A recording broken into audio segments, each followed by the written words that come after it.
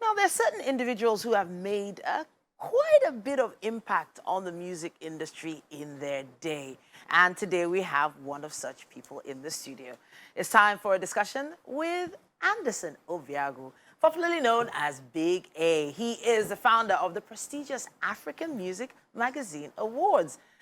And, well, he, as a distinguished entrepreneur, a visionary, someone who's played a vital role in promoting and celebrating remarkable talent emerging from Africa, he is here to talk to us all about so many great things that are about to happen. Welcome to the studio.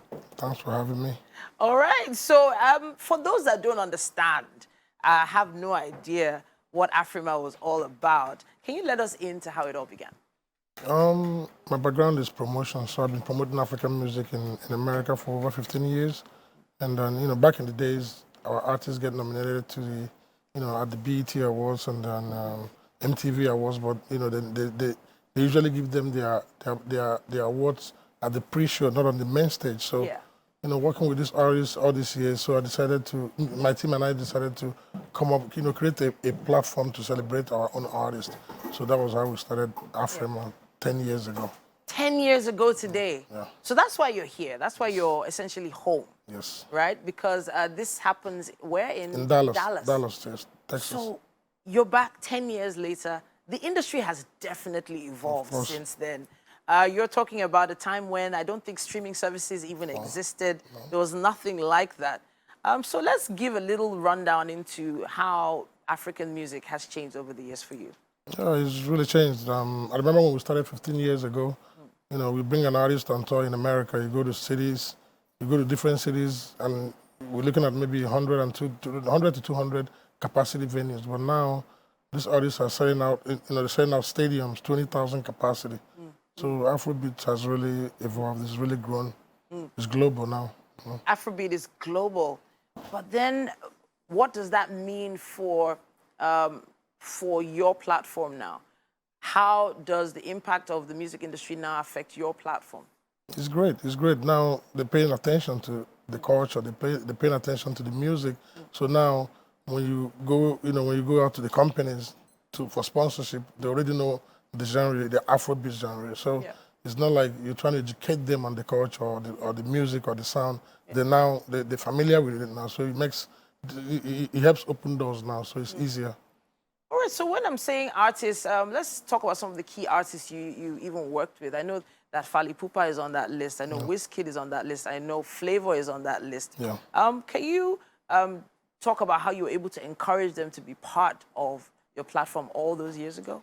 Like I said, I started with promotions 15 years ago, so I already built that relationship with pretty much every artist in Africa. Okay. So when I started the award show, then they all came together to support, to grow it, because they believe in the work I've done over the years. So it wasn't like introducing myself to them. Okay. So they already know about it, and we all talked about it before we actually unveiled it. So So 10 years later, what is the plan for this 10th anniversary? How do we plan to mark this event? Well, it's going to be amazing. Fireworks, just the whole nine. We're going all out. Okay. It's going to be an amazing experience. What's your expectation, though? Because the new generation that are listening to music, I'm not sure they will understand the impact of a platform like yours. Platforms like yours were essentially then. But now, because of streaming, the amount of money they're making now, do you believe the artists of today are as, let's say, respectful of platforms like yours right now? Yeah, pretty much. Yeah, because, growing up, they've known about the brand. It's not like, it's not a new brand, so they identify with it. So it's not, I think the upcoming artists, because even at the award, we have different categories for upcoming artists. So they know the award, they know the brand. So as soon as you start getting popular, or your music starts pushing or moving, you want to, it's like, that's part of your aspiration as an artist, to win awards, of course, to get that recognition. Okay. Yeah. So I know you've been abroad for quite a bit. You came home to come talk about the awards that are happening. Yeah. And it's happening in Dallas, Texas again? Yes? Yes. What date are we talking about? It's a whole weekend event from September 15th to September 17th. Okay.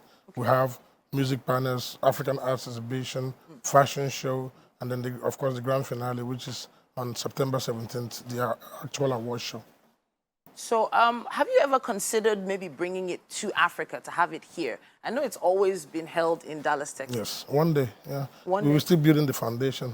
Okay. So one day, yeah, one day. I mean, we've gotten offers from different countries in Africa to bring it to Africa, but we want to make sure we're solid before we start moving it around. Oh, well, that's interesting. You're not 10 years later. We're not solid enough. We're solid, but you know, we start entertaining those conversations after this 10th anniversary. All right. Yeah. So, any big artists we're expecting to have at this awards? A whole lot of them from all over Africa. A whole lot of them. You don't want to let us in. You don't want to. You don't. Oh, come on. Tell us at least one or two. So many of them. Fali Pupa, Diamond Platinum. Then I'm just going to let you guys guess who's coming from Nigeria. Why? Yeah. Come on. Okay, just give us one Nigerian name. Rema. Oh, interesting. Fantastic. All right, Rema fans, it seems he's going to be in Texas very, very soon. But it's really great to have you here. I was really hoping to hear some interesting stories about, you know, some of the tough times artists and platforms like yours had back in the day when trying to grow the brand that you have now. Do you have any stories for us? Of course, a whole lot of stories. I remember when I first did the P Square concert in Texas, Dallas and Houston. They were quite big out here, but then the culture hadn't really grown, at that time in America. So I had high expectations for the concert. So I booked a big old venue, thinking we were going to get at least 3,000-4,000 people. Okay. But at the end of the day, we ended up getting like 400 people at the venue. Wow. So, at that time, people didn't really understand the music. It wasn't Afrobeat, wasn't really as big as it is right now. It was mainly dancehall and reggae. Sure. But yeah, I mean, it wasn't really, it wasn't always this smooth.